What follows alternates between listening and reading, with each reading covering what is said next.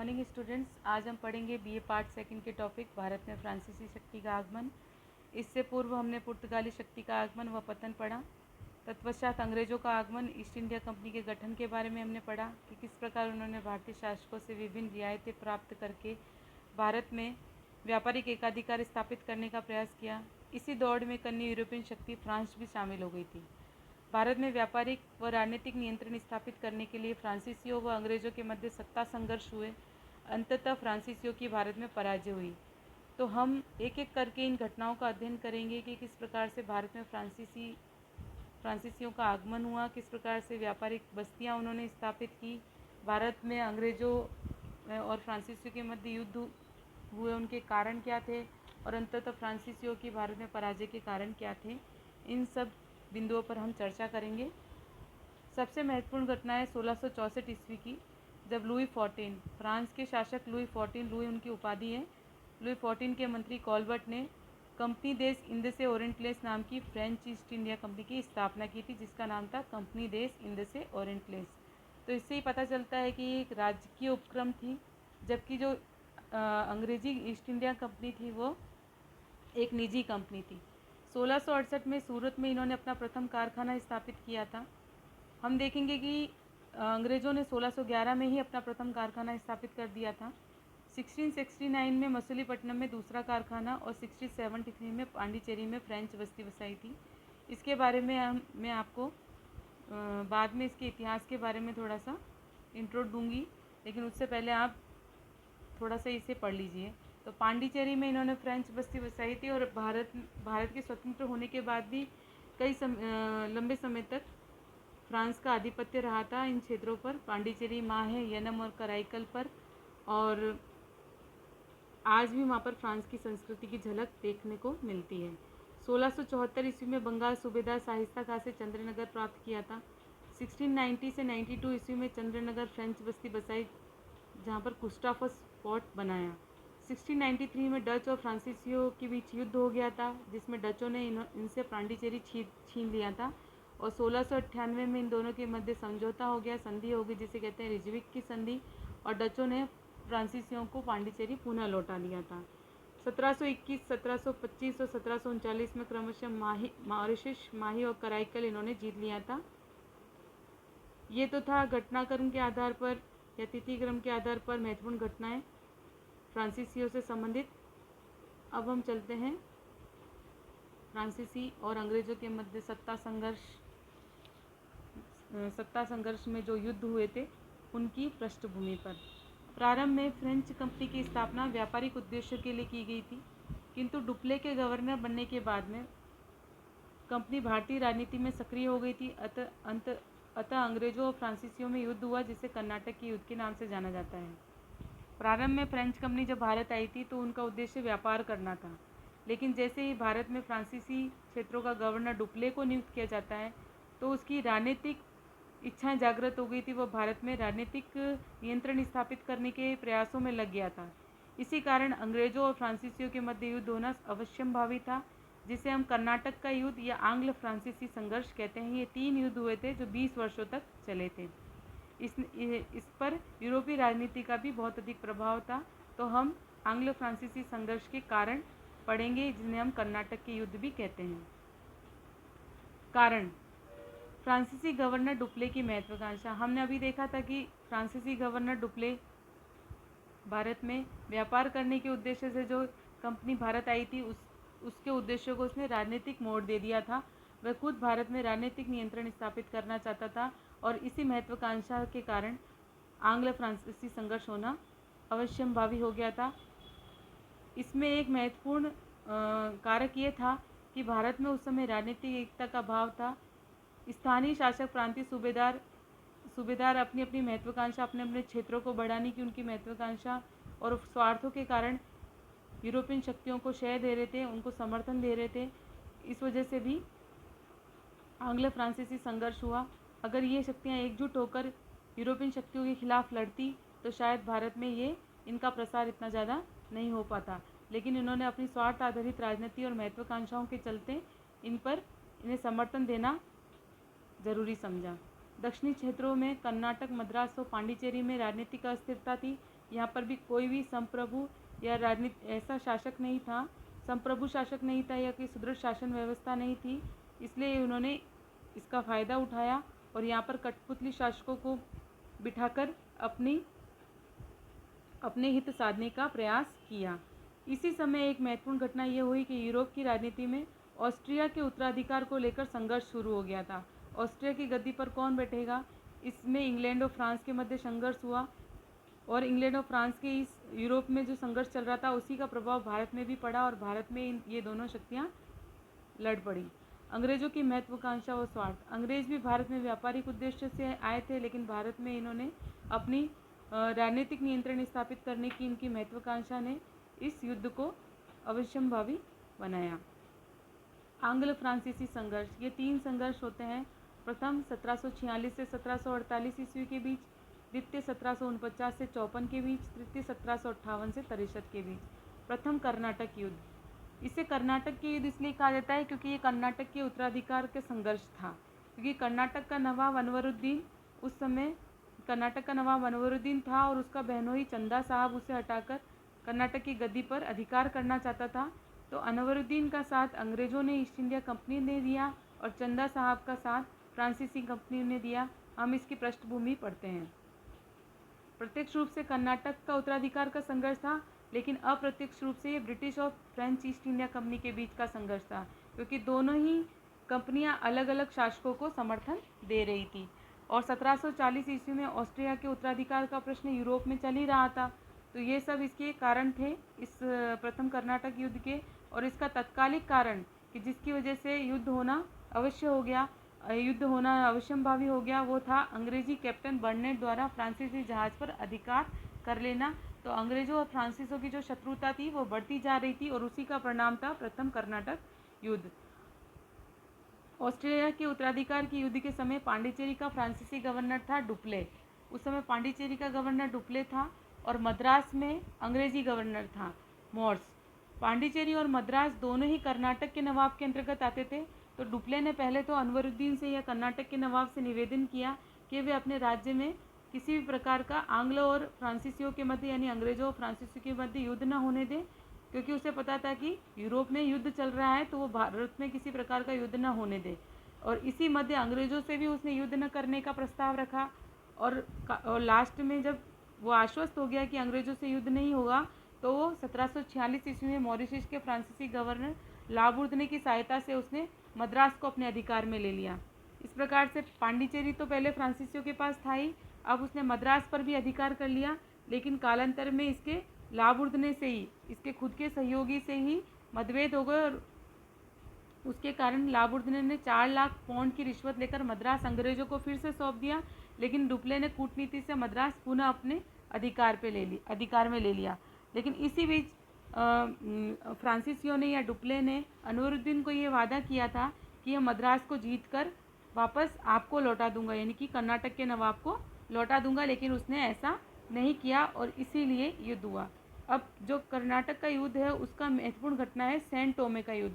प्रथम कर्नाटक के युद्ध की एक महत्वपूर्ण घटना है सैन टोमे का युद्ध। पूरे घटनाक्रम को तो हम कर्नाटक का युद्ध कहेंगे, लेकिन उनमें कुछ छोटे छोटे युद्ध भी होते हैं जो महत्व रखते हैं। जैसे सैन टोमे का युद्ध हुआ था 1746 ईस्वी में। इसे अडियार नदी तट पर हुआ था, इसलिए अडियार युद्ध भी कहते हैं। इसका कारण क्या था? डुप्ले ने मद्रास जीतकर कर्नाटक के नवाब अनवरुद्दीन को देने का वायदा किया था, बाद में वो मुकर गया था। तो ये युद्ध किस किस के बीच में हुआ? कर्नाटक के नवाब और फ्रांसीसी सेना के बीच में हुआ। तो कर्नाटक की जो सेना है उसका तो नेतृत्व कर रहा था महफूज खां और फ्रांसीसी सेना का नेतृत्व कर रहा था पैराडाइज। इस प्रकार से, लेकिन उस समय फ्रांसीसी इसमें विजयी रहे थे। अब यूरोप में जो उत्तराधिकार का युद्ध चल रहा था उसमें एक्स शापेल की संधि हो गई थी और इस संधि के तहत इंग्लैंड और फ्रांस के मध्य युद्ध समाप्त हो गया था और इसी कारण भारत में भी इन दोनों कंपनी के मध्य युद्ध समाप्त हो गया। लेकिन क्योंकि प्रथम कर्नाटक युद्ध में फ्रांसीसी जीते थे, इसलिए इस युद्ध के बाद में भारत में फ्रांसीसियों की प्रतिष्ठा में वृद्धि हो गई थी। अब है द्वितीय कर्नाटक युद्ध 1749 से 1754। ये कर्नाटक और हैदराबाद में उत्तराधिकार का युद्ध था। अब यहाँ पर दो रियासतें आ जाती हैं, हैदराबाद और कर्नाटक। हैदराबाद का जो नासिर जंग था उसको ईस्ट इंडिया कंपनी समर्थन दे रही थी और दूसरा इसका दावेदार था मुजफ्फर जंग। इसको फ्रांस की जो फ्रेंच ईस्ट इंडिया कंपनी थी वो समर्थन दे रही थी। इसी प्रकार कर्नाटक में अनवरुद्दीन को ईस्ट इंडिया कंपनी समर्थन दे रही थी और चंदा साहब को फ्रांस समर्थन दे रहा था। तो अब होता है अंबूर का युद्ध। जैसे हमने देखा प्रथम कर्नाटक युद्ध में सेंट टोमे का युद्ध हुआ था, उसी प्रकार से द्वितीय कर्नाटक युद्ध में हुआ था अम्बेर या अंबूर का युद्ध 1749 ईस्वी में। ये किन किन के बीच में हुआ? अनवरुद्दीन और चंदा साहब के बीच में। आप यहाँ देखेंगे या इस युद्ध के अंदर भी फ्रांस विजयी होता है। ये अनवरुद्दीन को ईस्ट इंडिया कंपनी समर्थन दे रही थी और चंदा साहब को फ्रांस दे रहा था, लेकिन चंदा साहब जीत गए। तो ये और यहाँ पर भी नासिर जंग को ईस्ट इंडिया कंपनी दे रही थी और मुजफ्फर जंग को फ्रांस दे रहा था, तो मुजफ्फर जंग जीत गया। मुजफ्फर जंग दक्कन का सूबेदार बना और चंदा साहब कर्नाटक के नवाब बन गए। अब आप देखेंगे अब मुजफ्फर जंग द्वारा फ्रांसीसियों को प्राप्त सुविधा। जब मुजफ्फर जंग दक्कन का नवाब बन गया तो उन्होंने फ्रांसीसी गवर्नर डुप्ले को बहुत सारी सुविधाएं दी। जैसे कि इस समय फ्रांसीसी गवर्नर डुप्ले की शक्ति चरम पर पहुंच गई। क्यों? क्योंकि दोनों कर्नाटक के युद्ध में फ्रांस जीत चुका था। 20 लाख रुपए और जागीर दी इसने। कृष्णा नदी के दक्षिण से लेकर कन्याकुमारी तक के क्षेत्र का गवर्नर बनाया। मसूलीपट्टनम व पांडिचेरी के निकटवर्ती क्षेत्र दिए।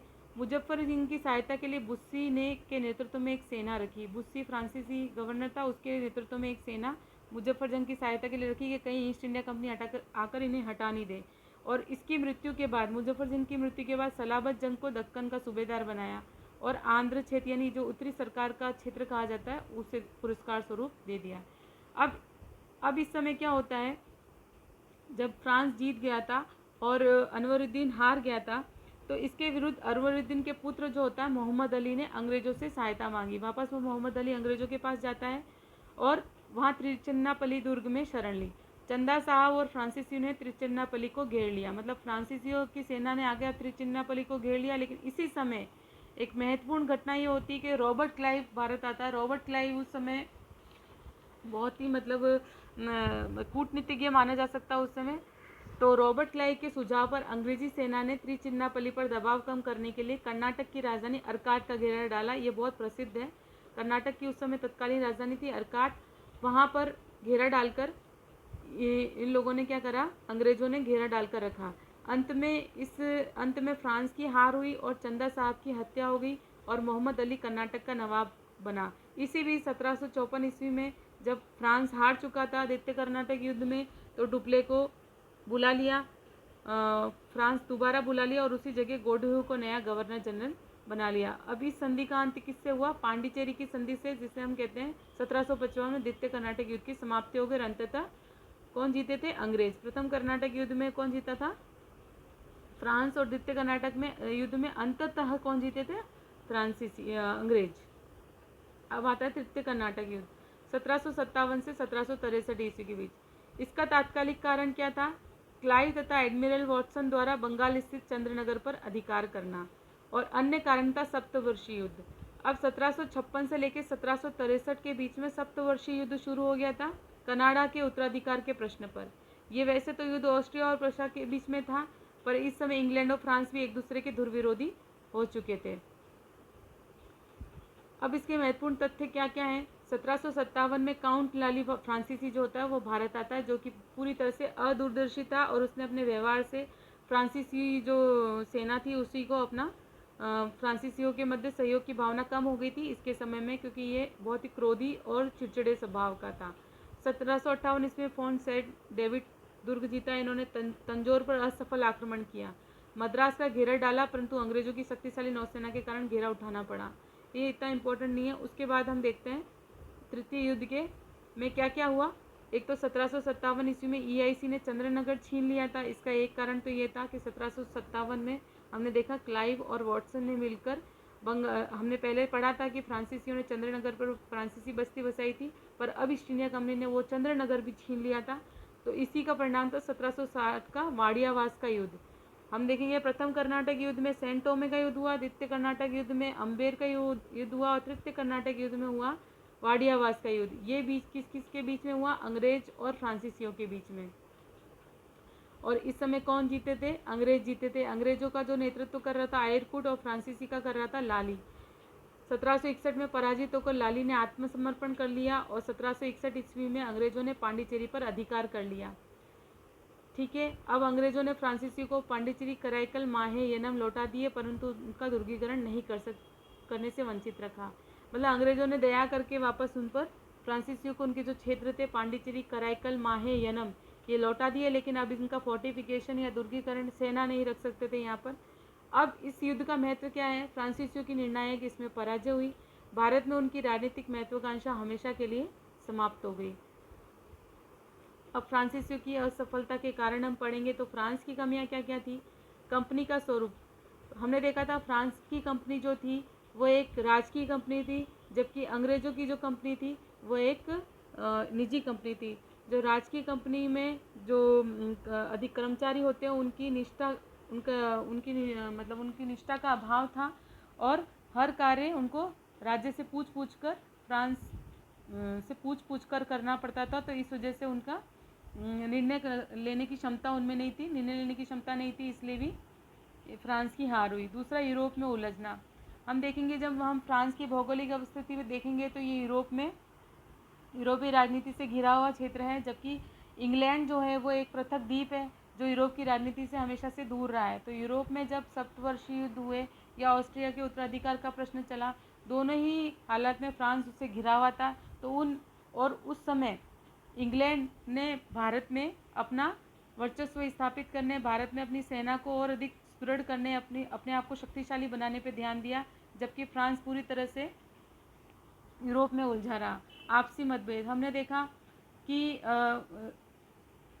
डुप्ले और लाबुर्दिने के आपस में मतभेद हो गए थे। तो फ्रांसीसियों में आपसी सहयोग की भी कमी थी। डुप्ले की फ्रांस वापसी। डुप्ले ने अपनी कूटनीति से भारत में अपना फ्रांसीसी आधिपत्य या फ्रांसीसी जो प्रतिष्ठा थी उसको बढ़ाया था, लेकिन उसको जब फ्रांस की शक्ति चरम पर थी उसी समय डुप्ले को वापस बुला लिया गया था और उसकी जगह लाली गोडेहू दूसरे को गवर्नर को भेज दिया गया था और लाली को भेज दिया गया था, जिनको भारतीय परिवेश की जानकारी नहीं थी। वो अदूरदर्शी उनकी नीतियाँ थी। आपस में लड़ने भिड़ने की नीतियों की वजह से इनका पतन हुआ। भारत में इनका पतन हुआ। अंग्रेज़ों की व्यापारिक और आर्थिक श्रेष्ठता। अंग्रेज़ों ने यूरोप की राजनीति से इतर यूरोप जब आपस में युद्धों का माहौल था यूरोप के अंदर, उस समय भी अंग्रेज़ों ने भारत में अपनी व्यापारिक और आर्थिक श्रेष्ठता को स्थापित करने का प्रयास किया। युद्ध की स्थिति में भी उन्होंने अपने व्यापार पर ध्यान देना बंद नहीं किया। दूसरा, अंग्रेज़ों की बंगाल विजय। फ्रांस जो था दक्षिण भारत में अपनी बस्तियां बसाने में जिस समय व्यस्त था, उस समय अंग्रेज़ों ने बंगाल पर अपने विजय स्थापित करके या बंगाल को विजित करके वहाँ के प्राकृतिक संसाधनों से और जनधन के प्रयोग करके अपनी आर्थिक और राजनीतिक श्रेष्ठता स्थापित करने पर बल दिया। दूसरा, EIC की स्थिति और संगठन। ईस्ट इंडिया कंपनी की जो कंपनी थी वो एक निजी स्वरूप था उस कंपनी का। इसकी वजह से उनको अपने व्यापारिक निर्णय या अन्य राजनीतिक निर्णय लेने के लिए इंग्लैंड की राज्य से आज्ञा या अनुमति लेने की आवश्यकता नहीं थी। वह अपने कार्यों के लिए स्वतंत्र थी, इसलिए भी इनका स्वरूप और से ज़्यादा सुसंगठित था। नौसैनिक शक्ति अच्छी थी अंग्रेज़ों के पास, इसी के मुकाबले फ्रांसीसी सेना के पास इतनी अच्छी नौसेना नहीं थी। योग्य नेतृत्व। क्लाइव और आयुरकुट जैसे योग्य व्यक्तियों का नेतृत्व प्राप्त हुआ था अंग्रेज़ों को। अंग्रेज़ों में आपसी सहयोग की भावना थी। इन सब कारणों से अंततः फ्रांस का पतन हो गया। फ्रांस की भारत में पराजय हुई और अंग्रेज़ों की भारत में विजय हुई। धन्यवाद।